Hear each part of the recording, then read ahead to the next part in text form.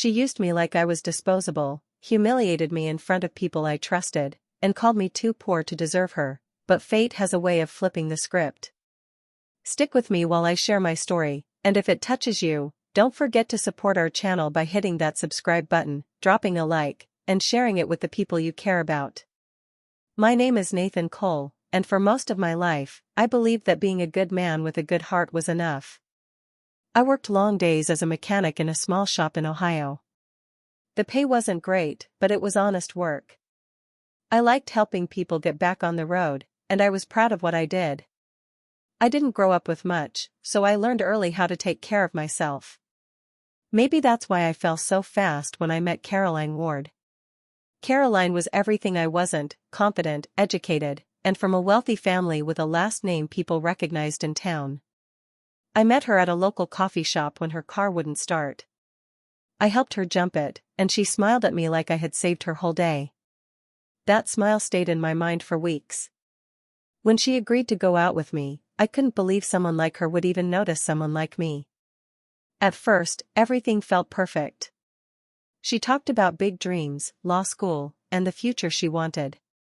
I loved how driven she was. She said she liked my simplicity and the way I made her feel grounded. I believed every word. I thought I had found someone who saw who I really was. But small things started slipping through. When I picked her up after work, she would glance at my uniform and say, "You smell like engine oil again." She'd laugh as if it were a joke, but I could tell she meant it. If we walked into a nice restaurant, she'd whisper, "Try not to look nervous, okay," like I didn't belong there. She teased me about my old truck, calling it Nathan's rolling toolbox. Sometimes she would stare at my hands and say, "Your job really ruins them." Each time, she smiled like it was harmless. And each time, I brushed it off. I told myself she didn't mean it. I told myself she cared. I told myself love just came with differences. But deep inside, something felt off. Still, I kept trying harder. I bought new clothes. I worked extra hours. I tried to make her proud, even though she never asked for effort, only for change. Every time a red flag appeared, I folded it neatly and put it aside. I didn't want to lose her. I didn't want to believe someone like Caroline could look down on me. I convinced myself her comments were small things, misunderstandings, stress from school, anything except what they truly were. I should have listened to that quiet feeling in my chest. I should have paid attention to the way her eyes lingered too long on someone else's watch, someone else's suit, someone else's life. But love can make you blind, and I was walking straight into a storm I didn't see coming.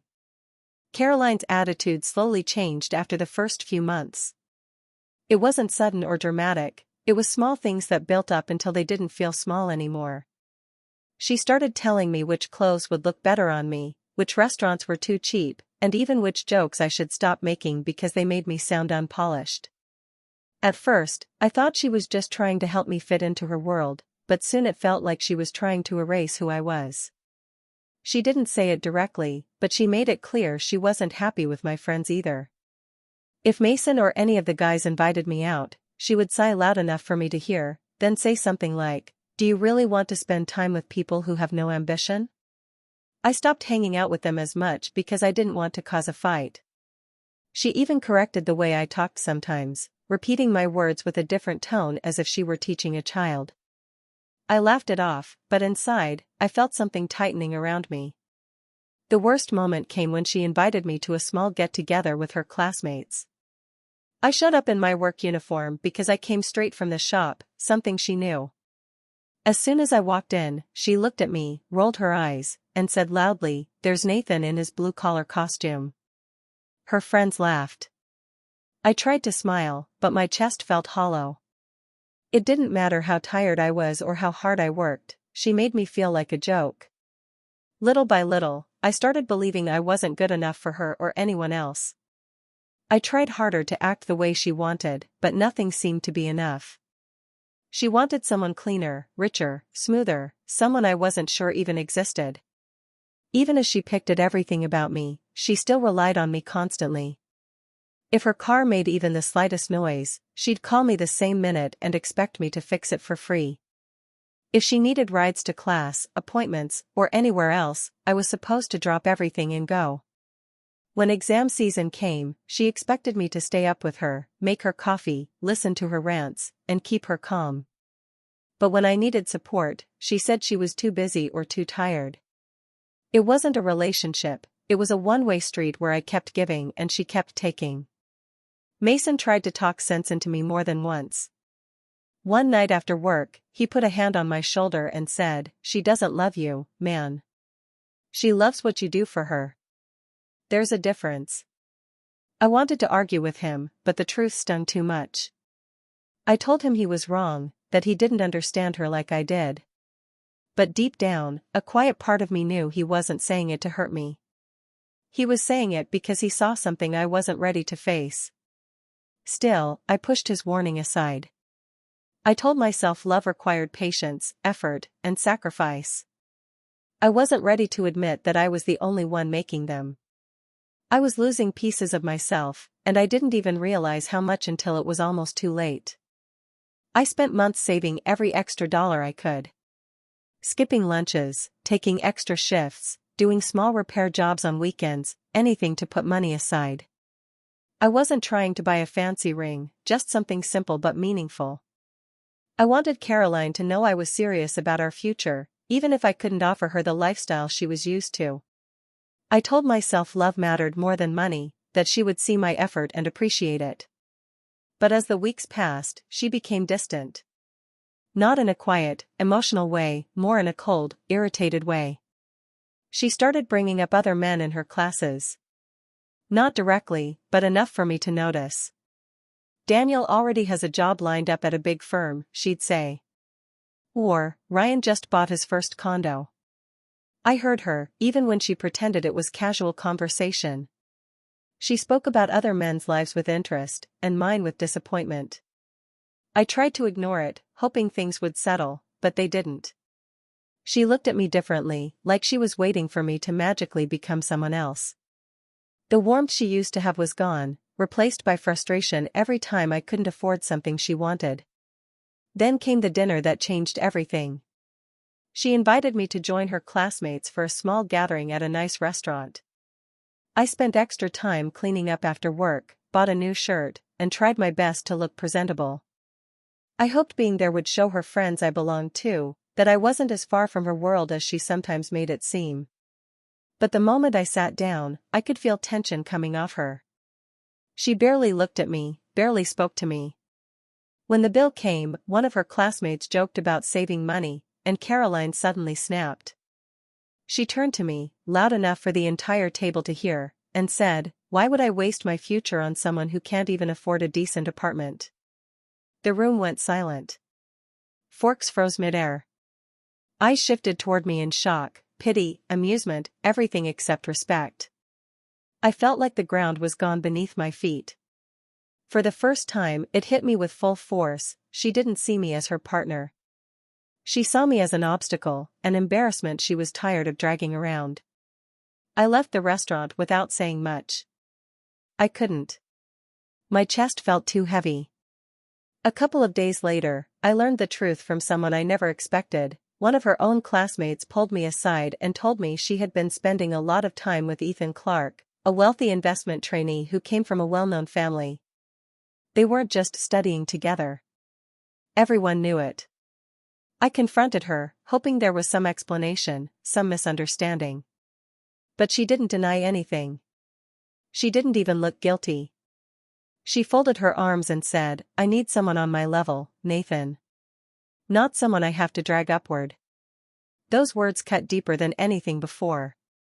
Not because she compared me to him, but because she said it like it was a simple fact, like my entire life, everything I worked for, meant nothing. I walked out of her apartment without another word. I didn't cry, didn't shout, didn't beg.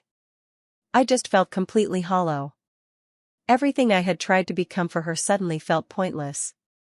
I thought love would hold us together, but all along, she only cared about what I could never give her. That night, I realized I had lost far more than a relationship. I had lost myself trying to be someone she wanted, and she still chose someone else. The days after everything ended felt heavier than anything I had ever experienced. I went to work, but I barely moved through the hours. I would stand over an engine and forget what I was supposed to be doing. Food lost its taste, and most nights, I didn't sleep at all. I would lie there staring at the ceiling, replaying every moment I had ignored, every comment she had made, every sign I brushed aside. It wasn't just heartbreak, it was the sudden shame of realizing how deeply I had let myself be used. I felt stupid for not seeing it sooner, for believing someone like her could ever value someone like me. I kept thinking about the ring hidden in my drawer, the money I sacrificed, the future I imagined that never had a chance. It all made me feel smaller than I had ever felt in my life. I moved through each day like I was carrying a weight no one else could see. My mom, Linda, noticed before anyone else. She didn't push, didn't ask for details. She simply sat beside me in the kitchen one evening and said, "You're still here, Nathan. That means you're stronger than you think." Her voice was calm, steady, nothing dramatic, just the kind of comfort that sinks in without force. She cooked meals even when I said I wasn't hungry and reminded me that I wasn't alone, no matter how much it felt like I was. Mason wasn't gentle about it at all. He showed up at my house early one morning, banged on the door, and said, "Get up. You're coming with me." I tried to tell him I wasn't in the mood, but he ignored every excuse. He pulled me out of the slump by keeping me busy, helping at the shop, running errands, taking small repair jobs with him like we used to. He didn't treat me like I was broken, he treated me like I still mattered. One afternoon at the shop, I messed up a repair because my mind drifted again. I cursed under my breath, ready to give up, but Mason shook his head. "You're better than this," he said. "You've always been good at what you do. Don't let someone's cruelty convince you you're worthless." Those words stayed with me. Not because they were loud or emotional, but because they reminded me of the person I used to be, the one who didn't need anyone's approval to feel like he had value. Little by little, I started taking steps forward. I cleaned my room, put away the ring I once planned to give her, and forced myself to eat real meals instead of living on coffee. I stopped checking my phone. I stopped wondering if she cared. I told myself I didn't need revenge to feel better, not yet, maybe not ever.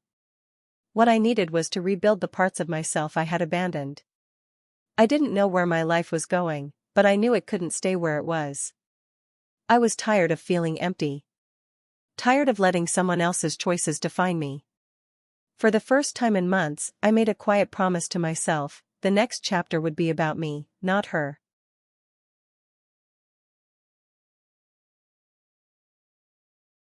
A few months after trying to put myself back together, I realized I couldn't keep living the same routine. I needed something bigger to pull me out of the place I had fallen into. One morning at the shop, my boss handed me a flyer for a technical training program run by a major automotive engineering company. It offered advanced training, real certifications, and even scholarships for applicants who showed strong skill and dedication. He said, "You should try for this, Nathan. You're good enough. Better than you think." I didn't believe him at first, but the idea stuck in my mind. Later that night, instead of sitting alone with my thoughts, I filled out the application. It felt strange doing something for myself again. Part of me didn't think I had a chance, but another part, the part one had ignored for too long, wanted to try. A few weeks later, I got an email inviting me to an interview and skill evaluation. I drove there shaking, expecting to embarrass myself. But once I stood in front of the panel, something clicked. They asked questions about engines, diagnostics, and repair strategies, and I answered them without hesitation. Everything I had learned over the years came naturally. For the first time in a long time, I felt like I was standing on solid ground. 2 weeks later, I received my acceptance. Not only that, I got a full scholarship and an offer to relocate to Denver, Colorado, for training and a guaranteed job afterward. I stared at the letter for what felt like hours. I had spent so long believing I wasn't enough, and suddenly, here was proof that I had been wrong. Moving to Denver was the first real turning point of my life. I left Ohio with a small bag, a heavy heart, and a quiet determination to build something new. The company apartment they provided was simple, but it was mine. My days were filled with learning advanced engineering, new technology, designs, and systems I had never worked with before. It was challenging, but I loved every minute. With each passing week, I felt myself growing again. I started earning more than I ever had, enough to save without struggling. I bought better tools, nicer clothes, and even cooked real meals. But the biggest change wasn't in my wallet, it was in my mindset. I stood straighter. I slept better. I looked in the mirror and saw someone who deserved more than what he once settled for. Some nights, I thought about Caroline, not because I missed her, but because I couldn't believe how far away that version of my life felt. Through mutual acquaintances back in Ohio, I heard she had moved in with Ethan not long after things ended with me. Her family loved him, or rather, loved the money he came from. It didn't surprise me. That was always the world she chased. Hearing that used to sting, but now it didn't matter as much. I was building something real, something that belonged to me. I was no longer the man who begged for her approval. I was creating a future she never thought I was capable of having. For the first time in a long while, I felt hopeful, not because of anyone else, but because of the person I was becoming. While my life was slowly building into something steady and meaningful, things for Caroline were moving in the opposite direction. I didn't follow her life closely, but Ohio is a small place, and news always finds its way through familiar voices. One evening, Mason called and mentioned that Ethan had been fired from his job. Apparently, he was caught manipulating numbers on some accounts he wasn't supposed to touch. It wasn't a misunderstanding or a small mistake, he had been doing it for months, hoping no one would notice. When they finally did, the company let him go immediately. Caroline's parents, who had always cared about reputation more than anything else, weren't happy.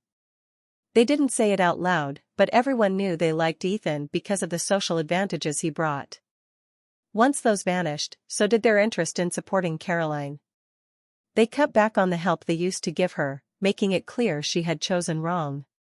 Without Ethan's income and without her parents backing her, the lifestyle she depended on started slipping away fast. Bills began stacking up, and the calm, polished life she dreamed of turned into one argument after another. She and Ethan fought constantly, and neighbors heard the shouting more than once. It didn't take long before Ethan walked out on her. He didn't even try to hide the reason, he left because he found someone else with money, someone who could give him what he wanted. Caroline went from living in comfort to sharing a tense, crumbling relationship, and then suddenly having nothing but her own expenses staring her in the face. She had no choice but to move into a small apartment far from the neighborhood she used to brag about. For the first time in her life, she had to worry about rent, groceries, and keeping the lights on. People who once admired her started avoiding her, not because they disliked her, but because in their world, status meant everything. Without it, she became invisible. Slowly, reality began settling in. She started to understand what she had thrown away, not just the relationship but the stability and kindness she never appreciated. Meanwhile, my own life was moving in a direction I never imagined for myself. After completing the training program, I was offered a management position. It came with responsibilities I once felt too small for, but now I embraced them. My salary improved, my savings grew, and eventually, I bought my first home in a quiet Denver neighborhood. It wasn't huge or extravagant, but it felt like something solid, something earned. Around that time, I met April Jennings, a nurse with a gentle voice and a grounded heart. She didn't care about money, titles, or the past. She cared about people. She cared about me. From the beginning, she treated me with simple kindness, asking about my day, listening without judgment, smiling without forcing it. Being with her didn't feel like trying to fit into someone else's world. It felt like discovering a place where I finally belonged. For the first time in years, my life felt calm. I woke up without dread and slept without regret. I didn't feel haunted by what happened with Caroline. Instead, I felt grateful for the distance between us. I felt peace in a way I didn't know was possible. When I finally went back to Ohio for a family event, I didn't expect much to feel different. I thought it would be a simple trip, see my family, spend time with old friends, and return to Denver. I didn't plan on running into Caroline, and honestly, I didn't think about her much anymore. But life has its own timing. It happened at a small community gathering my mother insisted I attend. I walked in, said hello to a few familiar faces, and then noticed someone standing near the back wall, staring at me like she wasn't sure whether to come closer or run away. It was Caroline. But she didn't look anything like the carefully polished woman I remembered. Her hair was dull, her clothes looked worn, and her expression carried a mix of pride and desperation, like she was trying to hold herself together. She hesitated before walking up to me, forcing a confident smile that didn't fit her eyes. "Nathan, you look different," she said slowly. "Better. Maybe we could talk?" Her voice wavered, though she tried to keep it steady. For a moment, I was pulled back to the version of myself who once chased her approval. But that person wasn't standing there anymore. I nodded politely, giving her the basic courtesy anyone deserved, but I didn't step closer or open the door to anything more. She started talking before I could answer. "I heard you moved, and that you're doing really well." She tried to make it sound casual, but the way she said it carried something sharper, regret, maybe envy. She kept glancing at my clothes, my posture, like she couldn't compute the change. "You seem different from before," she added softly. I thanked her, keeping my tone calm. I didn't want to embarrass her. I didn't want to be cruel. But I wasn't going to pretend we were old friends catching up. She took a small breath, the kind people take when they're about to admit something they wish they didn't have to say. "I made a lot of mistakes," she murmured. "I didn't see things clearly back then. Maybe we could." I gently shook my head before she could finish. "I hope things get better for you," I said. "But I've moved on." Her face tightened, and she looked away for a second, swallowing hard. She tried to mask the hurt, but it showed. She attempted a small laugh, but it sounded thin. "Right. Of course. You're probably seeing someone." I didn't confirm or deny anything. I just stayed steady, the same way I had learned to be in Denver. She continued trying to hint at second chances, bringing up memories, talking about how life turned out different than she expected. But nothing she said pulled me in. Her words no longer held weight over me. After a few minutes, she realized I wasn't giving her anything to work with. Her smile faded, replaced by something tired and resigned. She nodded once and stepped back.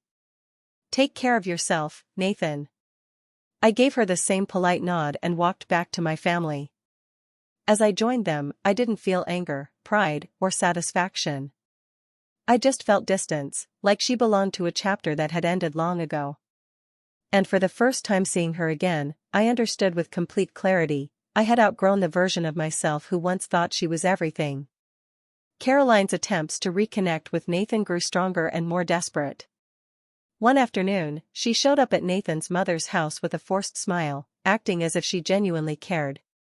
She talked warmly, asked about old memories, and pretended she wanted to rebuild the bond she once ignored. Nathan's mother stayed polite but sensed the sudden change in Caroline's behavior. Nothing about her visit felt genuine, it felt like someone searching for a lifeline, not someone trying to apologize. After that day, Caroline began calling Nathan again and again. At first, she tried to sound confident, as if she had her life together. She told him she wanted to explain things, saying she had been confused, pressured, or young and stupid. But the more Nathan stayed quiet, the more her voice cracked. Soon her messages turned into long apologies. She cried during calls, admitting she had treated him badly.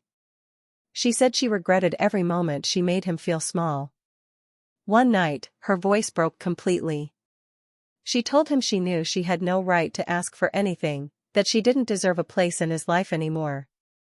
She said she was lonely, scared, and exhausted from pretending she was fine.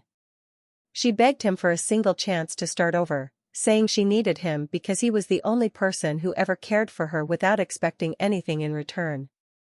Nathan listened without anger. He didn't interrupt or argue. He knew she was speaking from real pain, but he also knew his feelings were gone. He no longer carried the hurt she caused, and he didn't feel the love he once had for her. Hearing her speak only gave him a quiet sense of closure. He realized he no longer owed her an explanation, a chance, or a place in his life. He wished her peace, but he didn't offer anything more. Nathan finally agreed to meet Caroline in person, not because he wanted her back, but because he wanted to close the chapter with honesty. She arrived looking nervous, her eyes showing both hope and fear. She tried to smile, but it didn't reach her face. She waited for him to start the conversation, expecting him to comfort her or soften the moment. But Nathan stayed calm and steady, the same way he had been throughout everything. When she began talking about how much she missed him, how different things could have been, and how she wished she had understood his worth earlier, Nathan listened quietly. He didn't interrupt her. He didn't try to make her feel worse. When she finished, he took a slow breath and told her the one thing she had always refused to admit. "You didn't lose me because I didn't have money back then," he said softly. "You lost me because I finally saw your character." Caroline froze. She had no excuse left, no story to hide behind. His words were calm, but they cut deeper than anything harsh ever could. She expected anger, blame, maybe even bitterness. But Nathan didn't raise his voice. He didn't list the ways she hurt him. He didn't throw her mistakes back at her. He simply spoke the truth she had run from for years. For the first time, she realized the man she once called useless was now the one walking away from her. He didn't need revenge. He didn't need to prove anything. His life, his peace, and his growth were already proof enough. Caroline watched him stand up with a quiet confidence she had never valued before. There was no dramatic exit, just dignity, something she had never shown him when she had the chance. As Nathan walked away, she felt the weight of her choices in a way she never had. She had begged for forgiveness from the same man she had once dismissed like he was nothing. And now he was the one strong enough to end things with grace. Nathan left knowing that his success, his peace, and the life he built were the only revenge he ever needed. He didn't look back. He didn't need to. He had already moved on long before this moment. After leaving Ohio, Nathan returned to Denver with a calm he hadn't felt in years. The weight of the past, the humiliation, and the heartbreak no longer followed him. Instead, he carried a quiet strength, built from months of hard work, learning, and self-discovery. Every day felt purposeful, every small victory reinforcing that he was finally living for himself and not for anyone else's approval. Being with April made a huge difference. She didn't care about the car he drove, the clothes he wore, or the salary on his paycheck. She cared about Nathan, the person behind the hands that once got dirty fixing engines, the heart that had loved too deeply, and the mind that had never stopped learning. Her steady support and genuine kindness reminded him that real love isn't about wealth, status, or appearances, it's about respect, trust, and shared values. For the first time, he felt truly seen. Nathan often reflected on everything he had gone through. He realized that being poor wasn't the problem. His job, his life circumstances, and his struggles weren't flaws. The real mistake had been loving someone who valued status over character, someone who could never see him for who he really was. That understanding didn't make him bitter, it made him wiser. He understood now that heartbreak could teach lessons, and patience and perseverance could heal wounds stronger than time alone. Meanwhile, Caroline had to face the reality she had avoided for so long. Without shortcuts, without someone else to prop her up, she was forced to rebuild her life from scratch. Her choices had consequences, and she could no longer rely on charm, wealth, or manipulation to carry her forward. Life demanded effort and honesty, things she had never valued before. Nathan didn't feel joy in her struggles, but he acknowledged the fairness of it. He had learned that revenge isn't about hurting someone else, it's about creating a life so strong and fulfilling that the past can no longer touch you. Walking away from Caroline with dignity, building a home, a career, and a relationship based on real love, he embodied that principle every day. He understood finally that freedom didn't come from confrontation or proving a point. Freedom came from living true to oneself, from finding peace in your own choices, and from loving people who loved you back genuinely. He felt proud, not just of his career or his life in Denver, but of his ability to rise above betrayal, disappointment, and heartbreak. Betrayal had hurt deeply, but Nathan realized that healing himself was the greatest revenge he could ever have. And sometimes, those who once looked down on you are forced to look up when life shows them what true strength and character really mean. Nathan smiled quietly, knowing he was finally free, stronger, and ready for whatever came next.